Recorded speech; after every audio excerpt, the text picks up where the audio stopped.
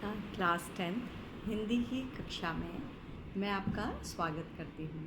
बच्चों, आज से हम थोड़ा नई तरह से क्लासेस स्टार्ट कर रहे हैं कि अब जिस सेक्शन को मैं पढ़ा रही हूँ उसे मैं पढ़ाऊँगी केवल। तो मुझे लगता है कि हम लोग फिर से अपने पाठों को स्टार्ट करेंगे एक बार। आपने, मुझे पता है कि रिटन वर्क किया होगा, लेकिन बच्चों अगर आपका छूटा है रिटन वर्क, आपने नहीं किया है, तो आपको लगातार करना होगा। धीरे धीरे करिएगा, आप जल्दी नहीं है। सारे सब्जेक्ट को कवर करते हुए हिंदी का भी काम करिएगा। तो बच्चों, कभी भी मुझे लगेगा कि मुझे आपका काम देखना है या आपने कॉपी में काम किया है या नहीं किया है, तो मैं वीडियो कॉल करूँगी और पेरेंट्स की हेल्प से ये देखूँगी कि आपने काम ठीक से किया है या नहीं। और बहुत ज़्यादा रिटन काम नहीं करवाया जा रहा है आप लोगों को, जितना लगता है कि ज़रूरी है, क्योंकि बच्चों सीबीएसई में पाठ को समझना ज़्यादा ज़रूरी है और पाठ से कहीं से भी प्रश्न आ सकते हैं। तो इसलिए आपको ध्यान देना है कि पाठ कैसे, उसमें क्या क्या वर्णन किया गया है, कैसे किया गया है, और एक एक पंक्ति आपके लिए महत्वपूर्ण होती है। तो आपको अलग से पढ़ने की ज़रूरत नहीं होगी। अगर आप कक्षा में ठीक से ध्यान दोगे तो आपका तैयार होता जाएगा। तो बच्चों, अब हमें नवंबर दिसंबर तक अपना पूरा सिलेबस कंप्लीट कर लेना है अच्छी तरह से। तो हिंदी में हमेशा से मैं आपसे कहती रही हूँ, जब भी पढ़ाया है, कि अगर आप कक्षा में ध्यान देंगे तो आपको अलग से पढ़ने की ज़रूरत नहीं होगी। तो बच्चों, आज हम आपकी पुस्तक क्षितिज का पहला पाठ ले रहे हैं। मुझे पता है कि कुछ बच्चों के पास बुक्स होंगी और कुछ डाउनलोडेड पीडीएफ से पढ़ाई कर रहे होंगे। तो दोनों स्थितियों में आपको या तो पीडीएफ सामने रखना है या अपनी बुक सामने रखनी है। तो बच्चों, क्षितिज का ये पार्ट नंबर 10 है इसमें, लेकिन गद्यांश वाला जो भाग है उसका पार्ट नंबर 1 है। इसे आप पहले भी पढ़ चुके हैं, मैम ने पढ़ाया है आपको, लेकिन अच्छी तरह से ध्यान दीजिएगा, सुनिएगा। और मुझे ये लगता है कि कभी आप घूमते घूमते भी, वॉक करते भी अगर बच्चों पढ़ ले रहे हैं इस तरह से, तो आपका ये वीडियो तैयार है। आप कभी भी चाहें थोड़ा थोड़ा थोड़ा करके क्या कर सकते हैं, सुन सकते हैं। तो बच्चों, मैं आपको सबसे पहले लेखक के बारे में बताती हूँ कि इसके लेखक जो हैं स्वयं प्रकाश हैं। ये आज भी रचना करने में एक्टिव हैं, काम कर रहे हैं। तो हम एक ऐसे लेखक की कहानी पढ़ रहे हैं जो आज भी समाज में एक्टिव रहकर लेखन का कार्य कर रहा है। तो स्वयं प्रकाश का जन्म सन 1947 में इंदौर में हुआ था। उन्होंने मैकेनिकल इंजीनियरिंग की बच्चों और किसी औद्योगिक प्रतिष्ठान में जॉब किया, और उसके बाद लिखने का काम आरंभ करने के लिए उन्होंने अपनी जॉब भी क्या कर दी, छोड़ दी।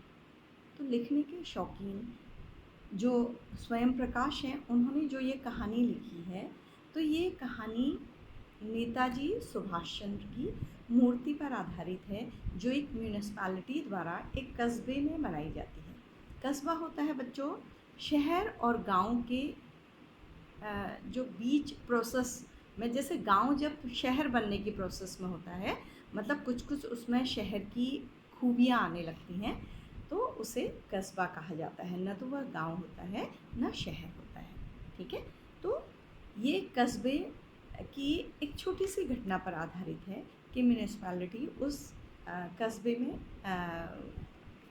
सुभाष चंद्र बोस की एक मूर्ति बनाती है, जिसके बारे में जो ये हालदार साहब इसके पात्र हैं, इसमें 3 पात्रों का वर्णन किया गया है।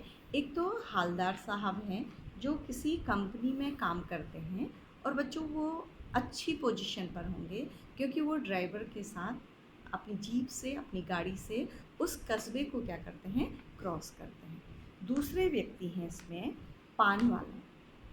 पान वाले का व्यक्तित्व बहुत हंसोर टाइप का दिखा गया है। वो थुलथुला, बड़े पेट वाला, काला, मोटा व्यक्ति है जो पान खाते हुए बात करता है या लोगों के साथ व्यस्त रहता है, और हर बात का अच्छी तरह से उत्तर भी नहीं देना चाहता है। तीसरा इसका पात्र है कैप्टन। कैप्टन पात्र है कैप्टन नाम उसका कैप्टन पड़ गया है, वह एक पैर से अक्षम है, लंगड़ा है और पतला सा दुबला सा व्यक्तित्व है उसका। वो चश्मे बेचने का कार्य करता है उस कस्बे में।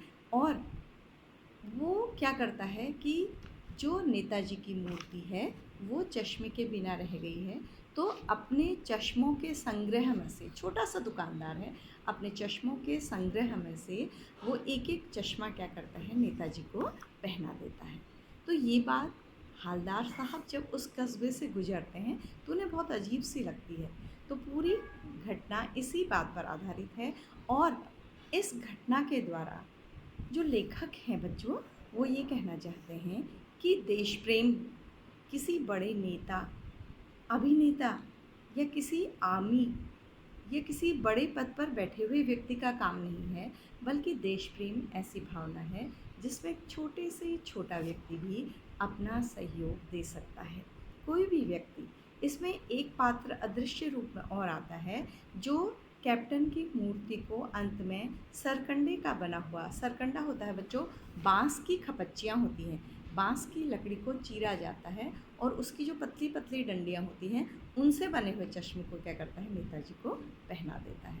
तो उस व्यक्ति के लिए भी लेखक ने उस कहानी के माध्यम से बताया है कि ऐसे लोग भी अपने छोटे छोटे कामों से भी हम देश प्रेम की भावना के लिए सहयोग कर सकते हैं, देश प्रेम की भावना को क्या कर सकते हैं, फैला सकते हैं।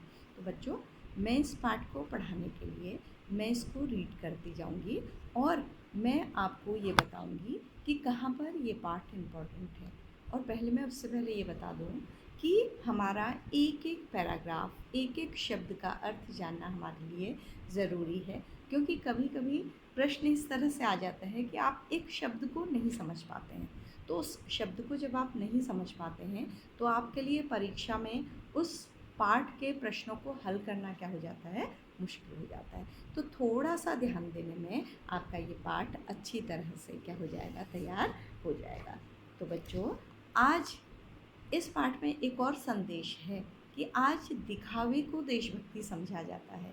बड़े बड़े भाषण दे दो, बड़े काम कर दो या देशभक्ति का दिखावा कर दो तो वो देशभक्ति है, लेकिन इसमें कवि ने बताया है कि छोटे छोटे कामों में भी देशभक्ति छिपी रहती है। और इसके माध्यम से शायद हमें या आपको ये संदेश देने का की कोशिश की गई है कि अगर हम छोटे भी अच्छे काम कर रहे हैं तो उनसे भी देश प्रेम ज़ाहिर हो सकता है, प्रदर्शित हो सकता है। जैसे बच्चों, आप अपना काम अच्छी तरह से कर रहे हों, ईमानदारी से कर रहे हों, तो वो भी एक तरह से क्या है, देशभक्ति है। तो मैं इस पाठ की रीडिंग कर रही हूँ, जिसे आप मेरे साथ अपने आप भी पढ़ेंगे थोड़ा थोड़ा करके, और पढ़ते हुए आप फिर उसको समझेंगे भी, और जहाँ पर ज़रूरत हो आपको उसको आप नोट भी करेंगे। अगर आपके पास बुक है तो आप बुक में नोट करेंगे, और अगर आपके पास बुक नहीं है तो आप अपनी एक कॉपी में नोट करेंगे। और आपको जो इसका लिखित काम हुआ वो अगली कक्षा में दिया जाएगा, क्योंकि बच्चों ये पाठ बड़ा है। तो आज आपके पास लिखित काम नहीं है, आपको समझना है। तो बच्चों, इसको मैं पढ़ रही हूँ, पढ़ते पढ़ते जहाँ मुझे लगेगा आपको समझाना चाहिए तो मैं समझाते जाऊँगी। नेताजी का चश्मा। हालदार साहब को हर 15 दिन कंपनी के काम के सिलसिले में उस कस्बे से गुजरना पड़ता था। तो कस्बा मैंने आपको बताया था शहर और गांव के बीच की जगह, जो गांव शहर बनने की ओर जा रहा हो। थोड़ा थोड़ा उसमें शहर की विशेषताएं आ रही हों। कस्बा बहुत बड़ा नहीं था जिसे पक्का मकान कहा जा सके, वैसे कुछ ही मकान, और जिसे बाज़ार कहा जा सके वैसा एक ही बाज़ार था। कस्बे में एक लड़कों का स्कूल था, एक लड़कियों का, एक सीमेंट का छोटा सा कारखाना, 2 ओपन एयर सिनेमा घर। ओपन एयर सिनेमा घर क्या होते हैं, जिनमें छत नहीं होती है, लोग बाहर बैठकर, थिएटर बस थोड़ा सा बना होता है, उसमें क्या करते हैं, अपने काम को देखते हैं। ठीक है। तो 2 नगर पालिका भी थी। नगर पालिका मीन्स म्यूनिसिपैलिटी। तो नगर पालिका थी, कुछ न कुछ करती रहती थी। कभी कोई सड़क पक्की करवा दी, आपने अपने सिविक्स में पढ़ा होगा कि म्यूनिसिपैलिटी शहर में कंस्ट्रक्शन का काम और छोटे छोटे काम, सफाई का काम, वो सब करवाती रहती है। कभी कुछ पेशाब घर बनवा दिए, कभी कबूतरों की छतरी बनवा दी, तो कभी कवि सम्मेलन करवा दिया। इसी नगर पालिका के किसी उत्साही बोर्ड या प्रशासनिक अधिकारी ने एक बार शहर के मुख्य बाजार के मुख्य चौराहे पर नेताजी सुभाष चंद्र बोस की एक संगमरमर की प्रतिमा लगवा दी। संगमरमर आप जानते हैं, स्टोन, ठीक है। यह कहानी उसी प्रतिमा की के बारे में है, बल्कि उसके भी एक छोटे हिस्से के बारे में है। उस प्रतिमा मतलब उस मूर्ति के बारे में है, और उसके छोटे हिस्से के बारे में मतलब है केवल चश्मे के बारे में अधिक लिखा गया है। उस मूर्ति से क्या फीलिंग्स आती हैं इसका वर्णन है, लेकिन पूरी कहानी मुख्यतः किस पर आधारित है? चश्मे पर आधारित है। तो बच्चों, इसमें से क्या होता है, जैसे आपने ये पैराग्राफ पढ़ा, इसे समझा, तो इसमें से आधारित प्रश्न आ सकते हैं। तो आपको, जैसे हमने ये पैराग्राफ पढ़ा, आपको जैसे प्रश्न आ सकता है, कस्बा किसे कहते हैं, या हालदार साहब जिस कस्बे से गुजरते थे उसका वर्णन करिए। तो वर्णन में आप क्या बताएंगे कि वो कस्बा कैसा था, उसमें क्या क्या चीज़ें थी, और स्कूल थे, विद्यालय, जो 2 विद्यालय थे उनके बारे में, कारखाने के बारे में, 2 ओपन एयर सिनेमा घर थे, और एक म्यूनिसिपैलिटी थी, नगर पालिका थी। ये आपको लिखना पड़ेगा, ठीक है। और इसमें ये बताया गया है कि अगला इसमें क्वेश्चन आ सकता है कि उस शहर की खास विशेषता क्या थी जिस पर हालदार साहब का ध्यान गया। तो विशेषता क्या थी बच्चों? सुभाष चंद्र बोस की एक प्रतिमा या मूर्ति, जिसके एक हिस्से के बारे में ये पूरी कहानी क्या है, लिखी गई है। तो इस तरह से इसके छोटे छोटे प्रश्न भी आ सकती है। और एक प्रश्न और बनता है इसमें कि नगर पालिका उस कस्बे में क्या क्या काम करवाती थी, ठीक है। अब दूसरा पैराग्राफ मैं पढ़ती हूँ इसका। तो जहाँ पर मुझे लगेगा कि कोई शब्द कठिन है तो मैं आपको बता दूँगी। पूरी बात तो अभी पता नहीं, लेकिन लगता है कि देश के अच्छे मूर्तिकारों की जानकारी नहीं होने और अच्छी मूर्ति की लागत, अनुमान और उपलब्ध बजट के कहीं बहुत ज़्यादा होने के कारण काफ़ी समय ऊहापोह और चिट्ठी पत्री में बर्बाद हुआ होगा, और बोर्ड की शासनावधि समाप्त होने की घड़ियों में किसी स्थानीय कलाकार को अवसर दिया गया होगा, अवसर देने का निर्णय लिया गया होगा, और अंत में कस्बे के इकलौते हाई स्कूल के इकलौते ड्राइंग मास्टर, मान लीजिए मोतीलाल जी को ही यह काम दे दिया गया होगा, जो महीने भर में मूर्ति बनाकर पटक देने का विश्वास दिला रहे थे। तो उस कस्बे में नगर पालिका ने जब मूर्ति निर्माण का फैसला लिया, तो बच्चों आप जानते हैं कि सरकारी काम किस तरह से होते हैं। उनमें पहले सोचा जाता है, फिर आपस में निर्णय नहीं हो पाता, ऊहापोह मंडप है, अनिर्णय की स्थिति कि कभी कुछ करना है, नहीं करना है, इस तरह की स्थिति थी। और बजट भी बहुत ज़्यादा नहीं था, और सरकारी कामों का कुछ समय किस में निकल जाता है, चिट्ठियाँ देने में, आने में, उत्तर आने में, और निर्णय हो ही नहीं पाता है। तो इस तरह से इस मूर्ति के साथ भी कुछ ऐसा ही हुआ। तो तब अगर ये निर्णय नहीं हो सका कि किसी मूर्तिकार को बाहर से बुलाया जाए, तो किसी स्थानीय कलाकार को ये काम देने का निर्णय किया गया, और अंत में हाई स्कूल के मास्टर जी को ही यह काम दिया गया, ड्राइंग के मास्टर जी को ये काम दिया गया कि वो मूर्ति बना दें। तो लगा होगा कि कम बजट में ये मूर्ति बन जाएगी और जल्दी बन जाएगी, और उन्होंने भी मूर्ति बनाकर महीने भर में ही पटक देने का विश्वास, मतलब किसी काम को टाल देना। आपने लिखकर कॉपी क्या कर दी, पटक दी। तो क्या हुआ कि काम से आप ऊब गए हैं, और काम को क्या कर रहे हैं, जल्दी जल्दी कर कर पूरा कर दे रहे हैं किसी तरह से। तो इसी तरह से उन मास्टर जी ने भी उन मूर्ति को बना दिया। लेकिन कुछ भी यहाँ पर दिखाया गया है कि सरकारी काम कोई भी बहुत मन से नहीं होता, और गांव और कस्बों में तो ये स्थिति और भी क्या होती है, खराब होती है, वही यहाँ पर दिखाया गई है। तो बच्चों, इसमें जो हमारे प्रश्न बने कि मूर्ति के बनने का निर्णय कैसे लिया होगा नगर पालिका ने, उसमें काम कैसे किया होगा, और मास्टर जी को या किसको मूर्ति बनाने का निर्णय या काम दिया गया होगा और क्यों दिया गया होगा, और अंत में वो काम किसको दिया होगा। तो ये आपको सब क्लियर होते जाना चाहिए, ठीक है। अगला पैराग्राफ लीजिए जैसा कि कहा जा चुका है, मूर्ति संगमरमर की थी। पत्थर बच्चों एक तरह का चमकने वाला मजबूत पत्थर। टोपी की नोक से कोट के दूसरे बटन तक कोई 2 फुट ऊंची। मूर्ति पूरी नहीं थी, पैरों से सर तक नहीं थी, बल्कि कहाँ थी? टोपी की नोक से। ठीक है, ऊपर का हिस्सा पूरा था, लेकिन वो चेस्ट तक बनी थी। ऐसी मूर्ति को क्या कहा जाता है? बस्ट कहा जाता है। तो ये पहला क्वेश्चन है आपका कि मूर्ति कैसी थी और इस मूर्ति को, इस तरह की मूर्ति को क्या कहा जाता है। नेताजी सुंदर लग रहे थे, मूर्ति अच्छी बनी थी, कुछ कुछ मासूम और कम सिन। बहुत ऐसा लग रहा था कि उनकी उम्र अभी क्या है? कम है। मासूम लग रहे थे, भोले लग रहे थे। फौजी वर्दी में, तो उनकी वर्दी कैसी होती है? फौज की होती है, तो वही वर्दी उनकी पहनी हुई थी, पहनाई गई थी मूर्ति को। मूर्ति को देखते ही दिल्ली चलो और तुम मुझे खून दो वगैरह नारे आने लगते थे। ये क्या नारा है? तुम मुझे खून दो, मैं तुम्हें आज़ादी दूंगा। ठीक है, और दिल्ली चलो, ये सुभाष चंद्र बोस के प्रसिद्ध नारे हैं बच्चों, जो उस मूर्ति को देख के ही क्या होने लगते थे? क्लियर होने लगते थे। तो जो चौराहों पर, यहाँ पर एक उद्देश्य और है कि चौराहों पर, कस्बों में, इधर उधर जो मूर्तियाँ लगाई जाती हैं देशभक्तों की, शहीदों की, इसलिए लगाई जाती हैं कि हम उनको क्या कर सकें? याद कर सकें। क्योंकि जब हम किसी भी फिगर को देखते हैं सामने, तो उसके बारे में विचार आना मनुष्य का क्या है? स्वाभाविक गुण है। तो उस वर्दी में देखकर नेताजी को उनके काम याद आ जाते थे, उनके नारे जो बहुत प्रसिद्ध थे अपने समय में, वो याद आ जाते थे। तो ये देशभक्ति का ही काम है कि किसी व्यक्ति को, किसी शहीद को हम क्या करें?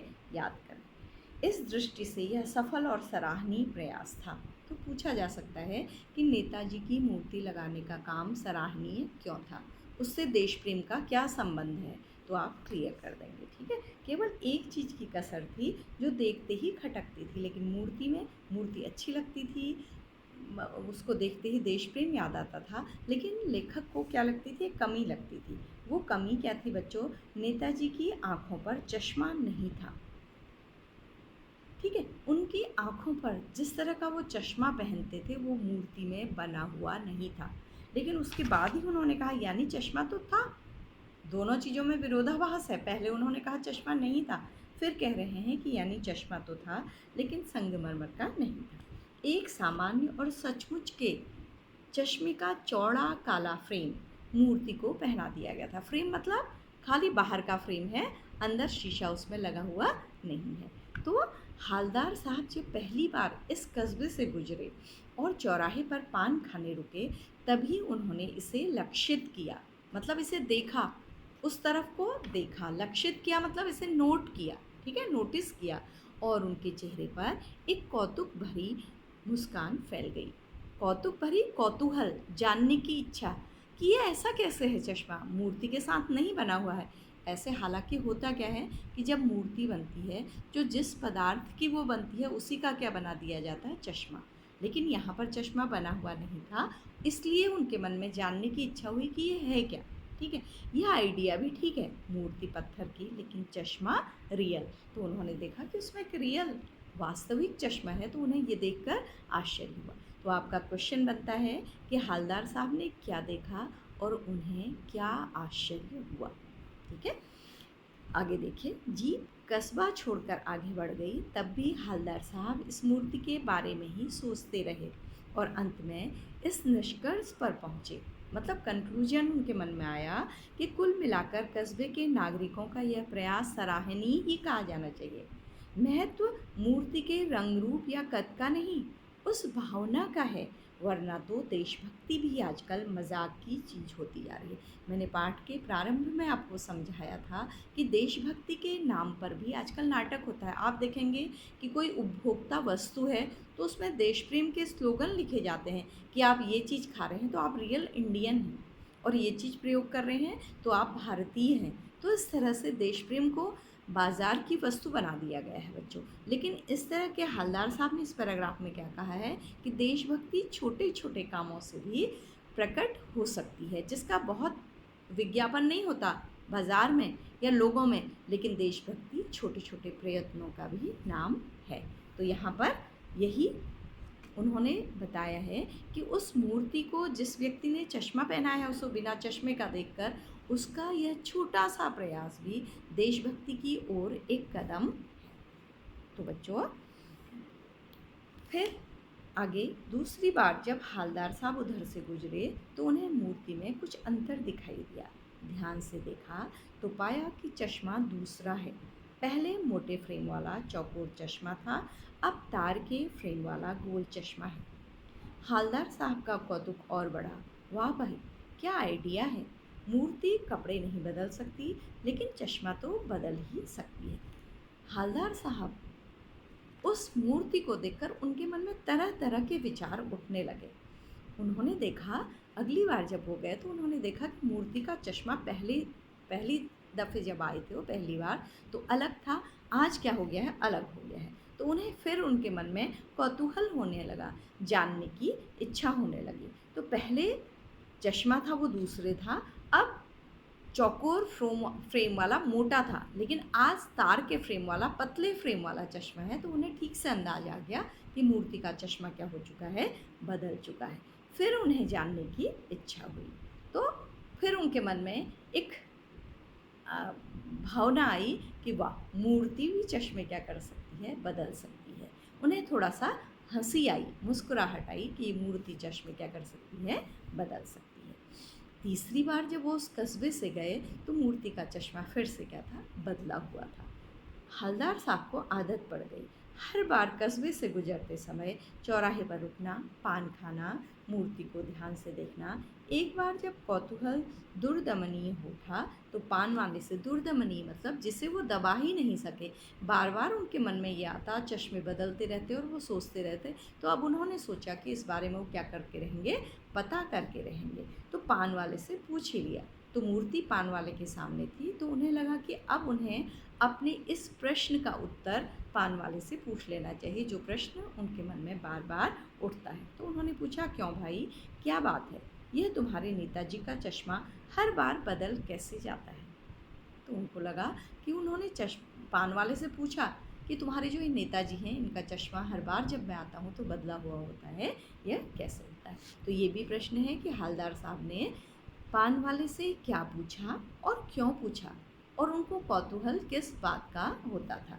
ठीक है बच्चों। फिर पान वाले के खुद के मुंह में पान ठुसा हुआ था। ये एक प्रश्न यहाँ पर बनता है कि नेताजी का चश्मा पाठ में आए हुए पान वाले के व्यक्तित्व का वर्णन करिए। तो पान वाले के मुंह में पान ठुसा हुआ था। वह एक काला, मोटा और खुश मिजाज आदमी था। हालदार साहब का प्रश्न सुनकर वह आंखों ही आंखों में हंसा। उसे हंसी आई मन ही मन। उसकी तोंद थिरकी।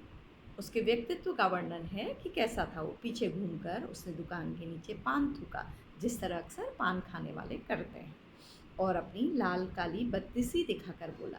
लाल काली बत्तीसी जो अभी ताज़ा पान खाने से लाल हो रही है और लगातार पान खाने से कैसी हो गई है बच्चों, काली हो गई। तो ये भी आ सकता है कि उनकी बत्तीसी लाल और काली कैसे हो सकती है। तो छोटी छोटी चीज़ों पर ध्यान दीजिएगा। तो कैप्टन चश्मे वाला करता है। तो उसने बताया कि एक कैप्टन चश्मे वाला है, वो ये काम करता है कि वो मूर्ति के चश्मे को क्या कर देता है, बदल देता है।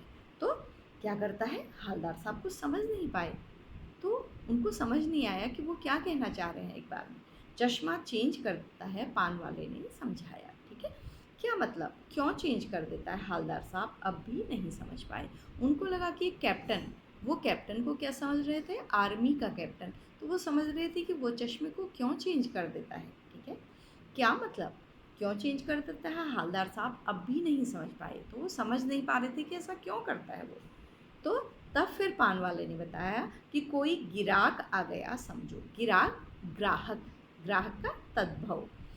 आप देखते हैं कि इस तरह के गांव में या लोग इस तरह की भाषा का प्रयोग करते हैं। स्थानीय भाषा के कारण हमारे घरों में या हमारे आसपास भी गिराहक या इस तरह के शब्दों का प्रयोग होता है बच्चों। उसको चौड़े चौखट चाहिए।